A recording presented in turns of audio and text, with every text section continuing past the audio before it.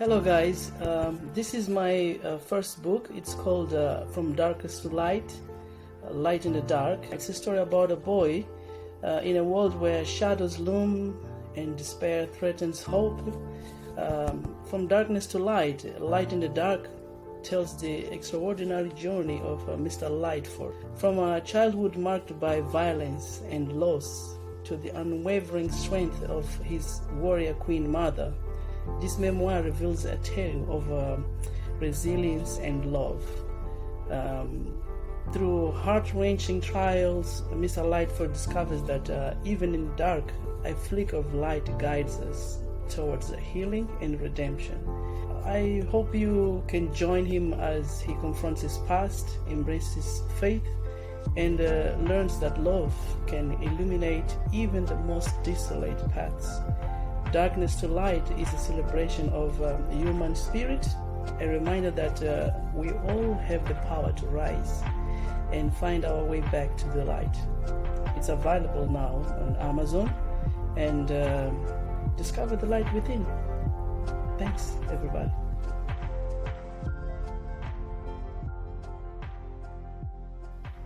Hello, everyone. Today I'm gonna give some insights of my book that has been published already.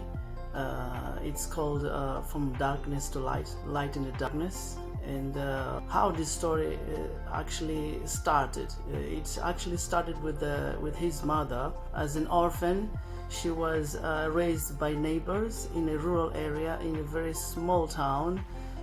She met this guy. He was older than her, and they fell in love.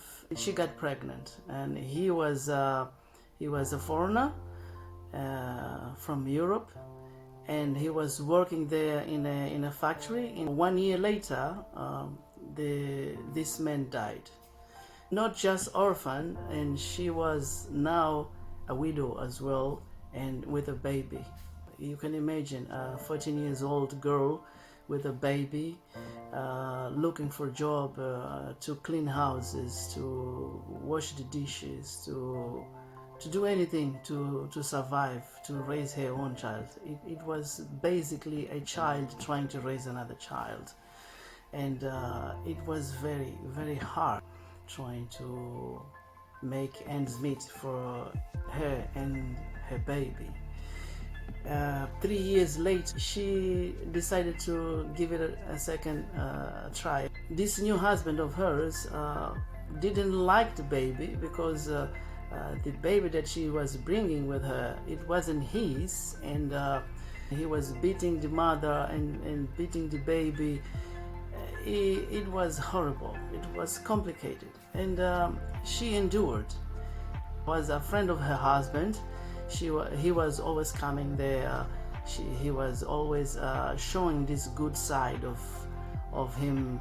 Let's say they fell in love, and she saw an opportunity here to get a better life, and she divorced her husband, but divorce was to come.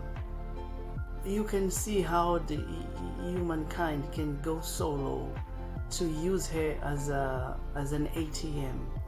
Can you imagine a husband to use his own wife to make money so that she could get intimate with the different people, different men, and he could charge for it, and he would be so violent and abusive to her if she would refuse, not even think about going to the police, because then in 1940s things were not so easy at that time, and she didn't have anyone to go to, and she endured that situation for 10 years, being used by her own husband as a money machine, and it was terrible.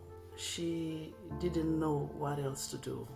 It was completely terrifying, the situation. That's when she found one of those neighbors that raised her, and they helped her to escape from from that city to another city far away. She left everything behind to start a new life. So the two young girls went back to their father. So after those 10 years period, when she escaped, she realized she was pregnant of him, and she didn't want to tell him that she was pregnant. So she fled, and she started a new life alone with the help of those friends of hers that helped her to escape. And now she was building a house, she was doing business, she was actually raising the baby. That man discovered where she was living. He sold everything. He wanted to go back to that woman again. So when he got there, he saw the son and said, no, I'm gonna be good now, I'm gonna change, I'm not gonna be doing the same thing, I'm changed now, and I want to be with you. The boy's mother accepted him back because she actually loved him, and she actually thought that this time would be really different. This boy that was now 2 years old was actually the boy in the book. It's his story. So this is how the story begins. It begins with his mother suffering a whole life in pain and terrifying, enslaved, and trying to survive.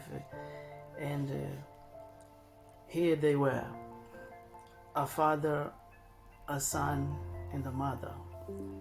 And at that time, because he came back, the mother of the boy, she brought back her 3 daughters. They were a family again, a stepfather of 3 daughters and his son with a wife, and they lived there. For 1-2 years, everything was fine, but everything fell over again. That man, his father, started to drink again, started to beat his mother, and the house was a battlefield. It was worse than before. In the past 10 years, he was forcing his wife to be intimate with other men and receiving money out of it. Now he was always enraged with jealousy because he thought that she was doing that things because she liked it.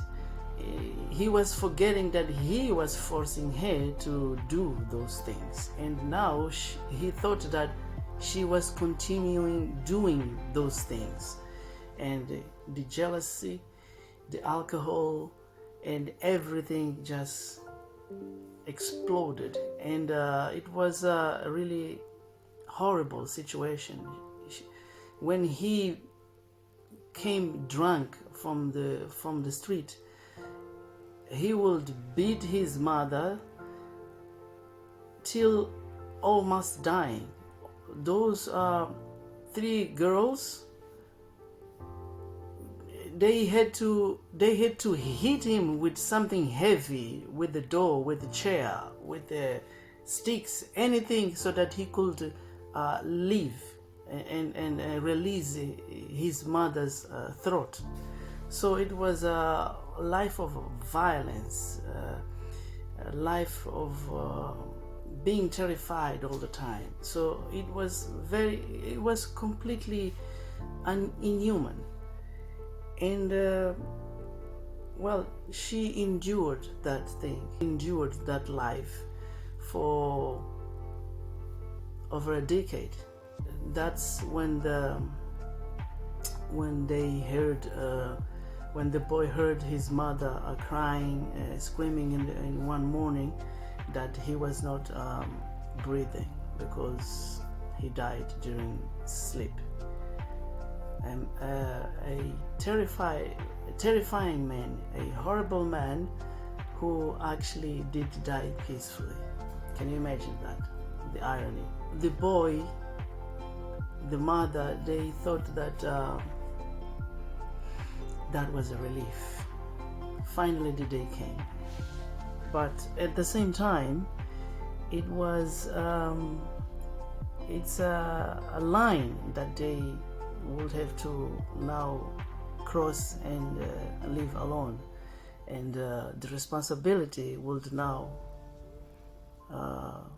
become heavier, because without father, even though he was all those things, horrible man, and but at the same time he was the man of the house. Even though he would engage his mother in the house, his mother she couldn't go out.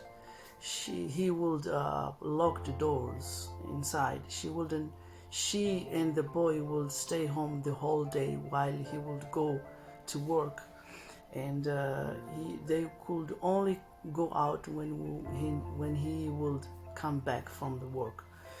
And even though he was doing all these things, horrible things, denying her freedom and happiness, he was still the man. He was the one who would put the food on the table, and he was the one who was paying the bills. Even though she was also making the businesses, but he would limit her on her business so that she couldn't make more money than him. The boy couldn't deny that now the boy needed to become a man. The boy now needed to do something, needed to be the man of the house. But he was still a boy. He didn't know anything of life. He didn't ever work. He didn't do anything. Only house chores. And so the mother started to work now, but not doing business anymore because the time changed. Now she needed to find a real job in a restaurant, anywhere, work from 10 to 10. And the work was difficult, and the life was so cruel at the time. She would spend 3 months not getting paid because everything was difficult for everyone.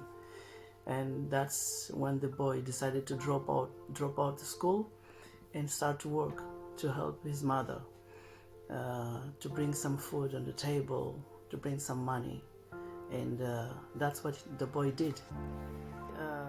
Sadly, his mother, in a routine check, she was told by the doctor that she was very ill.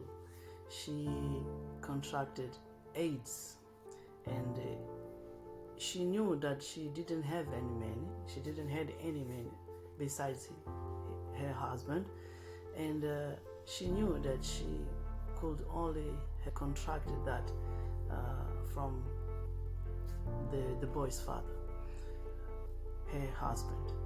And it was 5 years ago when he died already. So let's say 5 years later, and that's when she discovered that. And she was starting to get weak. His mother was devastated, knowing that that man, even from the grave, was still tormenting her. The boy at this time, he was trying to find his identity in the world. He was trying to heal. He was trying to find his voice.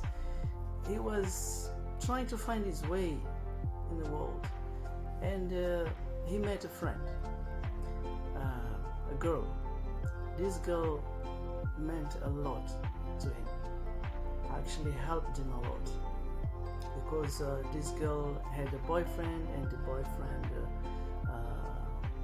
was working in a company that was looking for someone in expertise of IT, which the boy was actually advanced in IT at that time.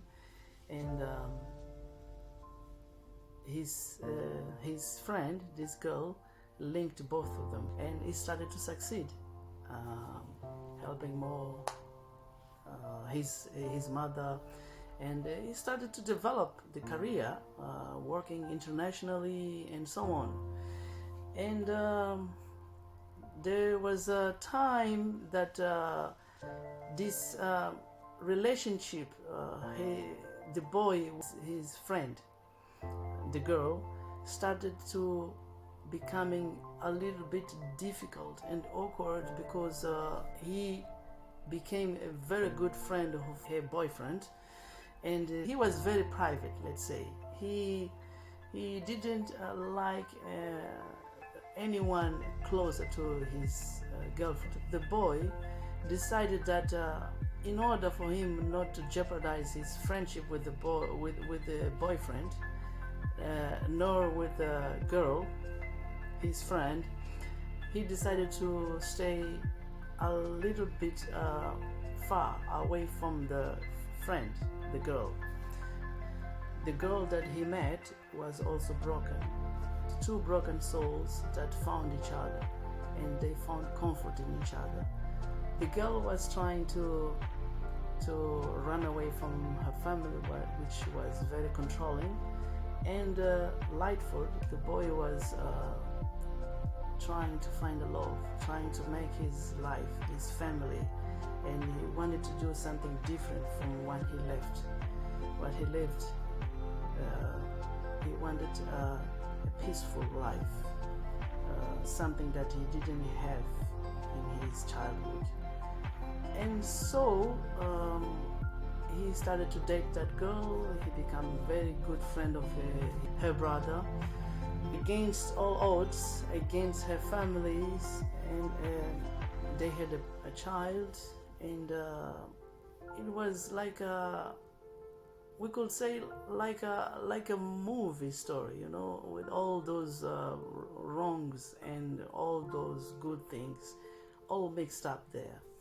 They ended up she running away from her family, and she was also running away from her abusive boyfriend, who would beat her, treat her very bad. So Lightfoot, when he found this girl, he was reminded of his mother's life of abuse and violence, and this girlfriend was also coming out of a relationship of abuse and violence. So he saw in her resemblances with his mother, suffering the same pain. So they were two souls suffering the same pain and trying to find in each other love and care. And they married against her family. They moved away for another country. They raised a kid. They had another kid. But the trauma doesn't go away, not easily. And Lightfoot, in this trying to give them a better life, trying to work in a different country, not knowing anyone, he forgot that his wife also needed help, needed support, because the trauma was still lingering, and she succumbed. She started to look for new love. When he would go to work, he would stay there like 1, 2, 3 days on a work trip. She would be getting involved. That killed the marriage. And now Lightfoot was again in a very difficult situation with 2 kids, so young, 3, 4 years old. He was alone. He needed to work. He was struggling to manage time and work, time with the kids, take them to school bus, running away from the work, trying to get at home as fast as possible before the school bus will come and drop off the kids from school. and he would then wait for the nun that would start working around 5 p.m. so that he could leave the kids with the nun, and he could run away to the university to study until 9-11 p.m. And this was so difficult. He endured that like 3 or 4 years, and that's when he met a new friend. This friend was cheerful, all party, and she was always taking him to distract him, not to be just at home, not doing anything, and he started to become happy again, and that's when Lightford met his current wife, and the light started to shine bright, and he found the light in the dark. He found the woman that had this aura. She was so happy. She was amazing. Right there, and Lightford decided to ask her for marriage, not knowing her, and that girl, his current wife, thought that he was crazy. Maybe he's just drunk. Just call him. I'm gonna tell him to come back tomorrow for a service on my church. Let's see if he's gonna stick around or he's gonna fly away like everyone. That's when Lightford started to see that even in the darkest time of his life, there was always a light flickering. It was always there, He couldn't see it because he was blind. He couldn't see the light because he was more focused on the circumstances, the difficulties, the problems around him. He couldn't see the light because it wasn't time, and he felt that the time had come. Now he could see clearly, and the next day he went there. He went to the church service. The first day, the second day, the days turns to weeks, weeks turns to months, months turns to years. That new wife was loving his sons, his kids. Things were going amazingly fine. Now he was facing a different kind of difficulties, kind of problem.